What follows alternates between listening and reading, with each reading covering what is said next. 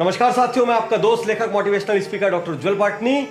रात के 11 बजे थे। 11 बजे अचानक घर की घंटी बजी। रवि चौंक गया, इतनी रात को कौन आया। दरवाजा खोल के घर के बाहर आया तो देखता है कि सामने एक वृद्ध सज्जन खड़े हैं और एक ऑटो पर आए हुए हाँफ रहे तेजी से। और उन सज्जन ने उनसे पूछा, बेटा आपका नाम? बोले रवि। और वृद्ध सज्जन बोले, हे भगवान तेरा लाख लाख शुक्रिया, घर मिल गया। रवि को कुछ समझ नहीं आया। वृद्ध सज्जन ने कहा, पानी मिलेगा?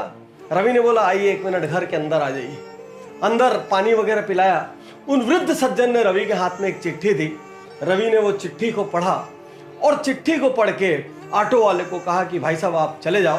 और वृद्ध सज्जन का सामान उतार कर घर के अंदर ले आया और कहा, अंकल रात बहुत हो गई है, आप सो जाइए, मैं आपका काम कल सुबह कर दूंगा। उस चिट्ठी में रवि के पिता ने रवि के लिए कुछ लिखा था और वृद्ध सज्जन ने कहा कि आपके पिता ने मुझे भरोसा दिलाया कि मेरा लड़का आपका काम जरूर से जरूर करेगा, आप बिल्कुल बिना किसी चिंता फिकर के चले जाओ।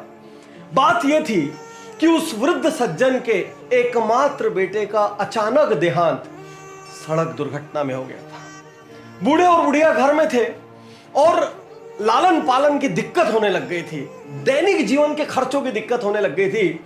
तो वो नहीं चाहते थे अपने बेटे की मृत्यु का कंपेंसेशन लेना, लेकिन उसके बावजूद भी कुछ जब रास्ता नहीं बचा तो उनको लेने का सोचना पड़ा। और जब सोचना पड़ा तो उनको पता चला एक कागज है, वो कागज दिल्ली में जाके उनको सर्टिफाई कराना पड़ेगा। वो सालों साल से वृद्ध सज्जन कभी अपने छोटे से गांव से निकले नहीं थे। दिल्ली उनके लिए बहुत डरावनी, बहुत बड़ी जगह थी। इतने में उनके पुराने मालिक, पुराने बॉस ने अपने बेटे के नाम से एक चिट्ठी बना के दी कि जाओ मेरा बेटा आपकी मदद करेगा। अगले दिन सुबह अंकल उठे, उनको बढ़िया नाश्ता वाश्ता कराया, अपनी गाड़ी में बैठाया। रवि ने छुट्टी ली। छुट्टी लेकर रवि वो ऑफिस में गया। सारी मेहनत मशक्कत करके वो डॉक्यूमेंट फाइनली निकाल लिया। डॉक्यूमेंट निकालने के बाद अंकल की बस की टिकट करा दी। टिकट के साथ मिठाई का एक डब्बा दिया और बस स्टैंड पर छोड़कर निकलने ही वाला था। इतने में वृद्ध सज्जन ने यूं हाथ जोड़कर कहा, रवि तुम्हारे पिता धन्य है कि उन्होंने तुम्हारी जैसी संतान को पैदा किया, और वो धन्य है क्योंकि उन्हें तुम्हारी जैसी संतान मिली। कुछ कहना चाहते हो कि आपके पिता से मैं मैसेज दे दूंगा उनको? मतलब कहना तो मुझे भी बहुत कुछ है, लेकिन यदि आपकी कोई बात पहुंचानी हो तो रवि जाते जाते कहता है, माफ कीजिएगा अंकल, आपसे एक बात कहना चाहता हूं। कहिए। बोले मैं रवि नहीं हूं। तो बेटा तुम्हारे मकान के बाहर तो रवि निवास लिखा था। हाँ वो मेरा रवि निवास है, मेरा नाम भी रवि है, लेकिन मैं वो रवि नहीं हूं जिसको आप ढूंढने आए थे। उन वृद्ध सज्जन को कुछ समझ नहीं आया। बोले अंकल जब आप रात को आए थे आप हाँफ रहे थे, लेकिन आपकी आंखों में उम्मीद थी कि उनका बेटा मदद करेगा। जब मैंने चिट्ठी पढ़ी तो मुझे मेरे पिता का ध्यान आ गया, जिनके लिए मैं जीवन भर कुछ नहीं कर पाया, और मैंने आपके वाले रवि को फोन किया। वो एकदम से हिल गया भीतर तक, क्योंकि वो कहीं बाहर गया हुआ था और 8-10 दिन बाद आने वाला था। मेरे पास हिम्मत नहीं थी आपकी उम्र को देखते हुए, आपके इमोशंस को देखते हुए कि मैं आपको वापस भेज सकूं, और मैंने निर्णय लिया कि मैं आपका ये काम करूंगा। और अब उस वृद्ध व्यक्ति की आंखों से झड़ झड़ झड़ झड़ आंसू बहने लगे। बोले तुम रवि को जानते भी नहीं हो? बोले अंकल मैं नहीं जानता हूं, आपकी चिट्ठी में फोन नंबर था उसी से लगाया। तुम वो रवि भी नहीं हो? बोले नहीं मैं वो रवि भी नहीं। फिर भी तुमने मेरे लिए छुट्टी ली और इतना किया। कौन कहता है भगवान नहीं होते? कौन कहता है भगवान नहीं होते? कौन कहता है भगवान नहीं होते? कहते हुए बस में चढ़ गए और चले गए। और रवि उस दिन अपने घर पहुंचा और उसको अपने जीवन की सबसे बड़ी, सबसे बढ़िया, सबसे बेहतरीन नींद आई। साथियों हर आदमी दुनिया में अपने रिश्तेदारों की मदद करता है, अपने दोस्तों की मदद करता है, अपने परिवार वालों की मदद करता है, अपने स्टाफ की मदद करता है। बस इतने में उसकी दुनिया खत्म हो जाती है। जो यहां तक भी नहीं करते, आपके लिए तो मैं क्या कहूं, आप तो उस भगवान के प्रति कृतज्ञ भी नहीं है जिसने आपको इस धरती में भेजा है और आपको इस लायक बनाया कि आप किसी के लिए कर सकते हैं।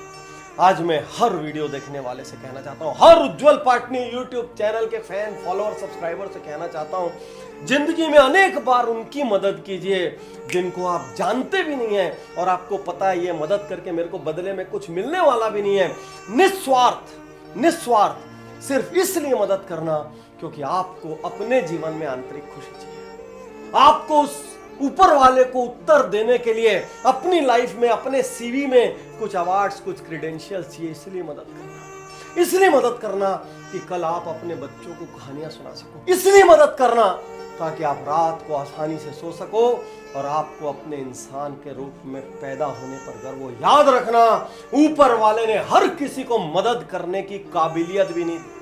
दुनिया में ऐसे हजारों लाखों लोग हैं जो चाह के भी किसी की मदद नहीं कर सकते, लेकिन यदि आप मदद कर सकते हो ना, तो समझना ऊपर वाले ने आपको वीआईपी बनाकर इस धरती पर भेजा। और आपसे ये कहना चाहता हूं, मेरे इस मिशन को भी आपकी मदद की जरूरत है।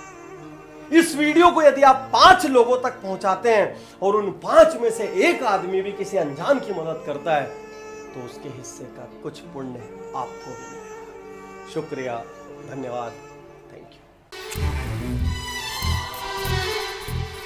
ये मैं हूं। मैं 3 लोगों की मदद करूंगा। उन तीनों से थैंक्स के बदले मैं उन तीनों को और 3 की मदद करने के लिए कहूंगा।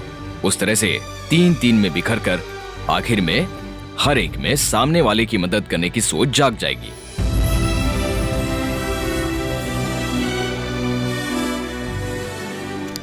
हम जब अनजान इंसान की हेल्प करते हैं, तब उनमें भी दूसरों की मदद करने की सोच जाग जाती है। इस दुनिया में इंसान की मदद करने भगवान नहीं आएगा। इंसान की मदद इंसान को ही करनी है। बिजली या बल्ब की खोज भगवान ने नहीं की। इंटरनेट से लेकर इडली कुकर तक हर चीज इंसान ने बनाई है। इंसान चाहे तो कुछ भी हासिल कर सकता है, ऐसा मुझे भरोसा है।